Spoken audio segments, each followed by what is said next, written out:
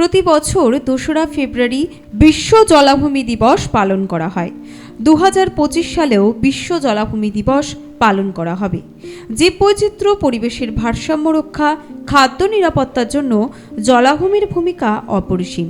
জলাভূমির গুরুত্ব অনুধাবন করে ১৯৭১ সালে ২রা ফেব্রুয়ারি ইরানের রামসার শহরে পরিবেশ বিষয়ক এক সম্মেলনে জলাভূমির ব্যবহার ও সংরক্ষণের জন্য একটি আন্তর্জাতিক চুক্তি সই করা হয়।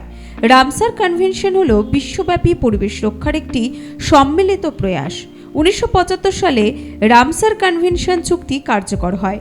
এখনও পর্যন্ত ১৭২টি দেশ এই চুক্তি অনুমোদন করেছে এবং পৃথিবীর ২,৫৬,১৯২,৩৫৬ হেক্টর এলাকা জুড়ে বিস্তৃত ২,৪৭১টি স্থান আন্তর্জাতিক গুরুত্বপূর্ণ জলাভূমি হিসেবে তালিকাভুক্ত করা হয়েছে।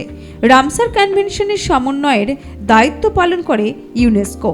পরিবেশের ভারসাম্য রক্ষা, জীববৈচিত্র্য, কৃষি, মৎস্য, পর্যটন সহ নানা ক্ষেত্রে এক অবিচ্ছেদ্য অংশ হল জলাভূমি।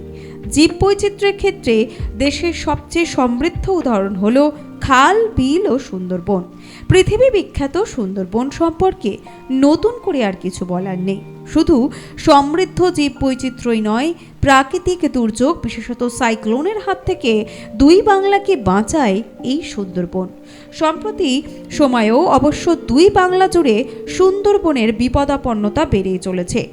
দেশের ক্রমবর্ধমান বিদ্যুতের চাহিদা মেটাতে কয়লা ভিত্তিক বিদ্যুৎ কেন্দ্র নির্মাণের কাজ চলছে বাংলাদেশেও। তবে যাতে সুন্দরবনের কোনো ক্ষতি না হয় সেদিকেও নজর রাখতে হবে।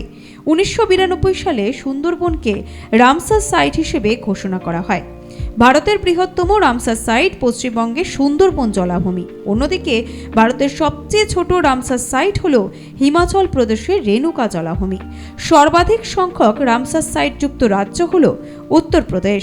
ভারতের সর্বাধিক সংখ্যক রামসার সাইট রয়েছে এই রাজ্যে।